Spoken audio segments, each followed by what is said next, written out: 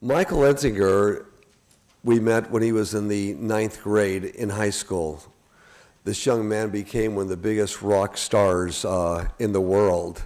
You'll know Mike is one of the key members of Incubus. He's a writer, singer, plays every instrument.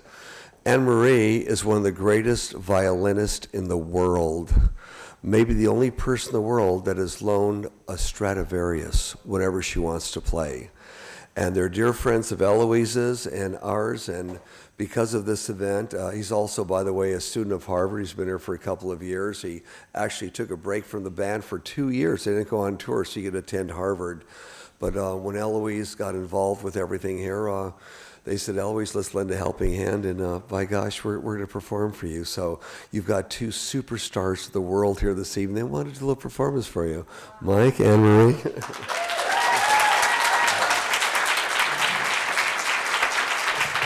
Thank you for that introduction, JT. Being here, it's such an honor to be associated with Connecther. Michael and I are actually going to be improvising a good portion of our show for you tonight because, as you heard in the introduction, he's in a mega hit rock band, and I'm a violinist. And something that I really, really enjoyed in watching these films is I think there's nothing more beautiful or brave than a girl telling an original story. And what we're going to do here is in short concert format, I'm going to tell you a little bit about my musical journey and how it intersects with Michael, and we'd like to involve you in that journey as well. So I started playing the violin at the age of 3, and I started classically because those were the methodologies available. It was subtle, but I didn't notice it until later. All of the composers I studied were men: Bach, Mozart, Beethoven. The whole canon is men. So here's an abridged Bach piece, a Bach gavotte.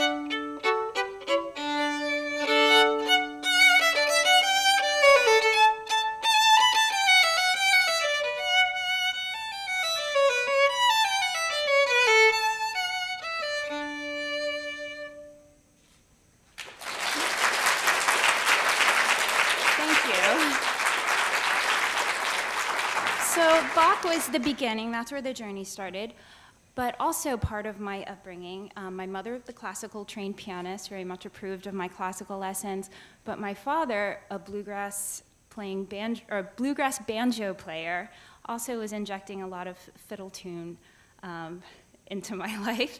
So I was playing a lot of American folk music, a lot of bluegrass, an improvisational, kind of rough and by-ear method of playing. And actually, this is something that Mike and I bonded over. I was nostalgic for the bluegrass playing of my youth, so I taught him some things that I had learned when I was younger. And let's go ahead and do that medley next, actually. So these tunes are named Whiskey Before Breakfast and Soldier's Joy, which I later learned was a reference to opium. So. This is especially cool for me because I took classes in this room and had some really difficult examinations and stuff in this room. So it's nice to be back under very different circumstances. So, yeah, Anne-Marie introduced me to her world of bluegrass a few years ago, and I've been learning it ever since. And this is our little contribution that we can make after, you know, getting to see all of the beautiful movies that you guys have made. It's an honor to be able to at least give a little something back to you guys. Okay. You're welcome.